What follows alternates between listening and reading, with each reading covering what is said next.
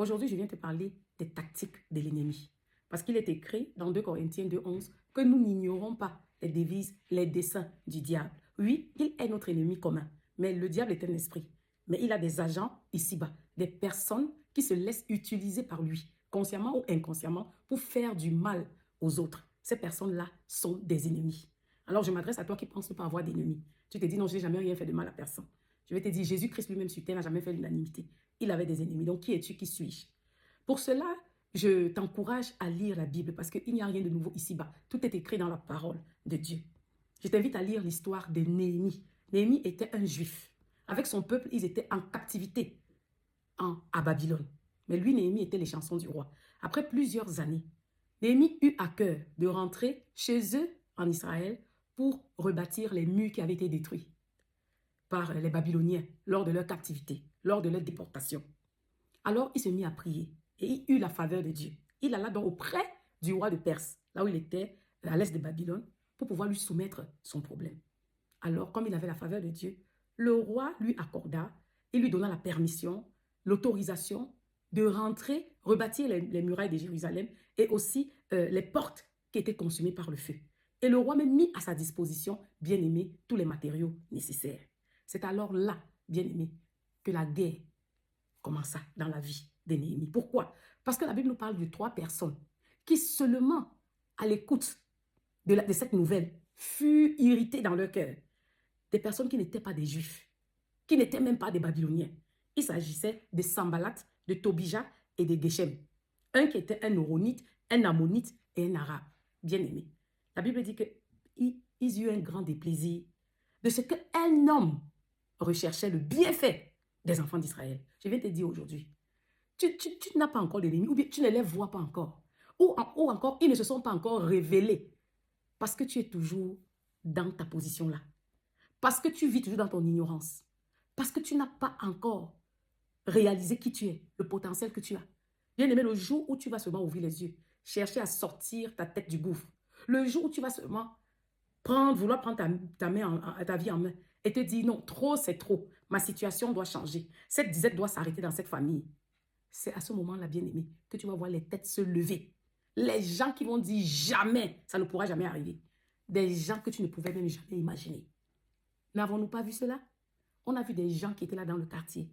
Tant qu'ils étaient là, ivrognes, tant qu'ils étaient là dans la misère, dans la pauvreté, tant qu'ils étaient là seulement à vagabonder, personne n'avait aucun problème.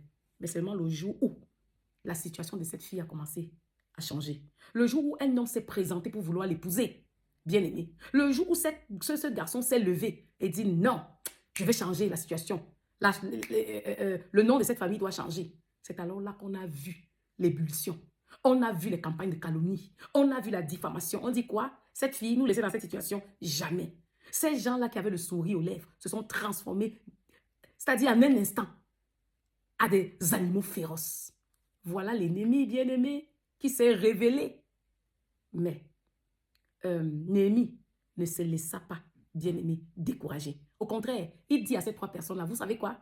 Cette œuvre-là va s'accomplir, mais vous n'aurez pas part à cela, ni de près, ni de loin. Je viens te dire, quand tu as déjà remarqué un ennemi dans ta vie, c'est-à-dire cette personne-là qui a de l'aigreur, qui a de la colère, qui a de l'offense, quand cette personne te voit lever la tête, te voit réussir, te voit avancer, ne laisse pas cette personne rentrer dans ton intimité. Non.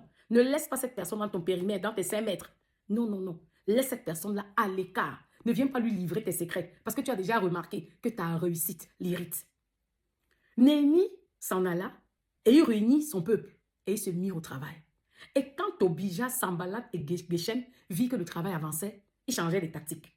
Ils vinrent maintenant auprès d'eux et ils commençaient à se moquer des Israélites et de Néhémie. Ils commençaient à les mépriser. Qu'est-ce que vous faites là?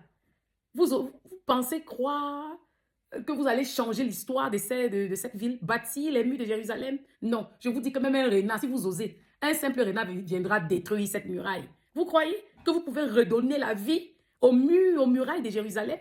Bien aimé, voilà une autre tactique de l'ennemi. Les moqueries, le mépris. Que quoi? Tu veux faire quoi là? Les gens comme nous avons essayé, ça n'a pas été facile. Toi, tu veux oser avec quoi? Avec quel potentiel? Avec quel niveau académique? Avec quoi? Nous avons commencé le business avec 100 millions de francs CFA. Et même là, ça n'a pas été facile. Toi, tu viens avec quoi? Les miettes? C'est ça la ruse de l'ennemi. Mais Néhémie ne se laissa pas décourager ou défocaliser. Il resta là focalisé sur sa vision, sur sa mission. Bien-aimé, peu importe les moqueries, peu importe ce que les gens diront, bien-aimé, ne vous laissez pas distraire parce que ça, c'est une tactique de l'ennemi.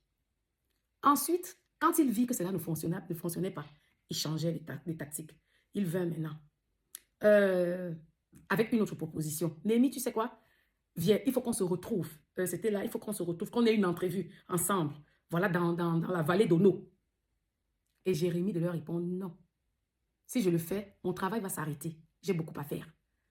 4 fois, ils essayaient de convaincre Néhémie de les rejoindre pour une entrevue. 4 fois, Néhémie leur répondit la même chose. Bien aimé, quand l'ennemi a constaté que tu continues avec ta vision, il viendra faire comme si il se soucie de toi. Il viendra faire comme s'il veut te donner des conseils. Il viendra faire comme s'il est ton ami. Viens qu'on cause. Ne te laisse pas distraire. Continue de faire ce que tu as fait. Et après la 4e fois, quand il vit que tout ce qu'il faisait ne marchait pas, alors il commençait maintenant par l'intimidation. Voilà notre tactique de l'ennemi. Alors, il s'est mis à dire, tu as intérêt à venir nous écouter. Pourquoi? Parce qu'il se fait dire que le bruit se répand. Qu'en fait, vous êtes en train de rebâtir les murs parce que vous voulez vous révolter. Béni, parce que toi, tu veux prendre la place du roi. Vous voyez, les campagnes de calomnie, l'intimidation, le chantage, le mensonge. Un ennemi de leur dit, c'est faux, c'est vous qui inventez cette histoire, bien-aimé. Une des tactiques de l'ennemi, c'est l'intimidation. Et écoute, si tu ne fais pas ça, j'irai te saboter, j'irai te diffamer. C'est pas ce qu'on fait dans les familles. Quand quelqu'un ne vous aime pas, il va appeler les autres. Il va même aller s'allier aux autres seulement pour vous détruire. Mais vous, restez focalisés, restez, continuez. Et par la suite, c'est juste pour vous effrayer, pour vous faire avoir peur. Mais Néhémie comprit leur tactique. Et par la suite, la Bible nous dit quoi? Ils allaient corrompre un prophète au nom de Shemaïa. Et Shemaïa vient dire à Néhémie, Néhémie, viens. Oh, il faut fuir. Allons, allons, allons. Que tu te caches dans le temple. Mais parce que Néhémie avait l'esprit de discernement, Néhémie dit non, je ne viendrai pas. Parce que Néhémie reconnut que ce prophète-là ne parlait pas de la part de Dieu. Mais c'est parce qu'il a reçu de l'argent. Bien aimé, combien de prophètes de nos jours ont détruit les familles? Hommes de Dieu, femmes de Dieu, prophétesses comme Noadia, elle aussi. Ils viennent mentir parce qu'ils ont reçu de l'argent, parce qu'ils veulent l'intérêt, parce qu'ils veulent ci et ça. Ils ont détruit les familles. Et parce que les gens n'ont pas l'esprit de discernement, parce que les gens n'ont pas leur intimité avec Dieu, ils tombent dans le piège. Voilà une autre tactique de l'ennemi. Bien aimé, souvenons-nous de Judas. Jésus lui dit, c'est avec un baiser, Judas, que tu trahis ton maître. C'est-à-dire, l'ennemi vient vers toi avec le sourire. Il vient t'embrasser alors qu'il te poignarde dans le dos. Souvenons-nous des pharisiens. La Bible nous dit, c'est écrit dans Luc, chapitre 20.